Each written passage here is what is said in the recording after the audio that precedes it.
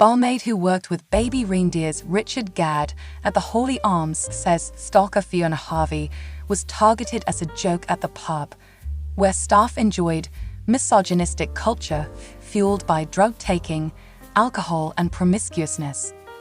A former colleague of baby reindeer star Gadd cast doubt over the actor's claims he was targeted by a stalker at the celebrity pub where they worked. The bar worker claimed Fionna Harvey was among vulnerable women exploited by male members of staff at the Holy Arms in Camden, North London. The woman, who is now in her early 30s, said she felt uncomfortable working at the establishment because of its misogynistic culture, which was fueled by drug-taking, alcohol and promiscuousness.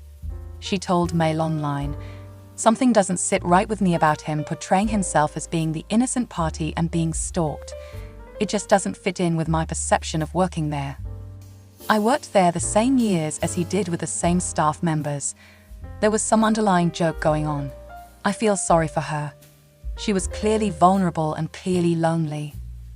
I think she was targeted as a joke between the male staff members and he led her on for the laughs. She must have got the impression that he fancied her because of this, hence the alleged stalking.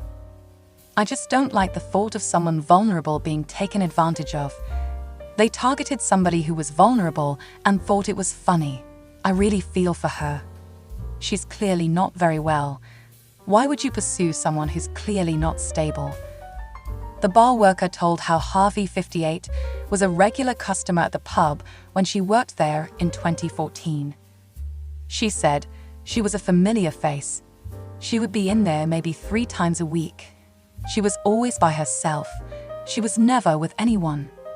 She would come in and just buy soft drinks. There were a few people like that who used to go in there. She would sit at the table, usually in the corner, quite far away from the bar, near the stairs leading to the upstairs bar. I remember her talking to another woman who was a regular, but I don't remember her having any proper friends or anything like that. She was coming in just looking for human interaction. The staff would talk about her. The story he has portrayed really does not reflect the environment that I worked in at all.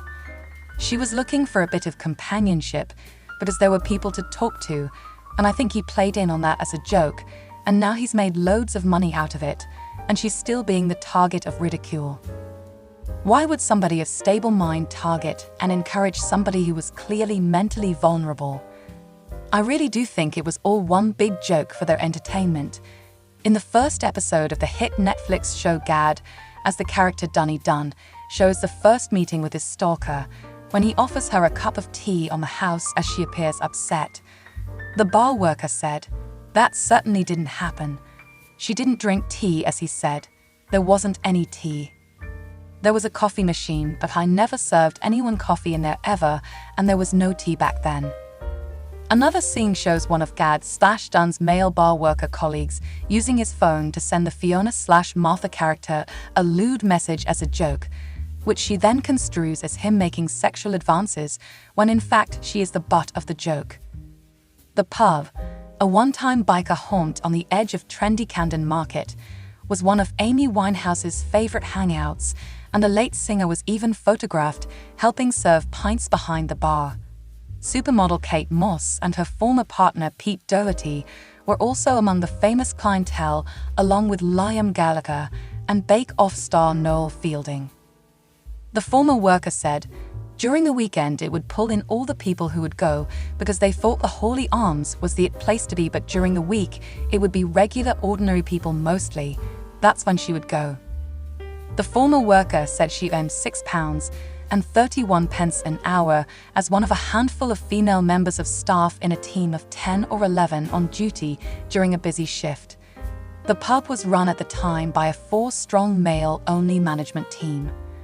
She said, "It was a very misogynistic place to work. There were always jokes about females and people targeting females, trying to sleep with certain people. That was the culture. I was subjected to it as well. It made me feel uncomfortable, but you felt like you had to just put up with it in order to get your wages."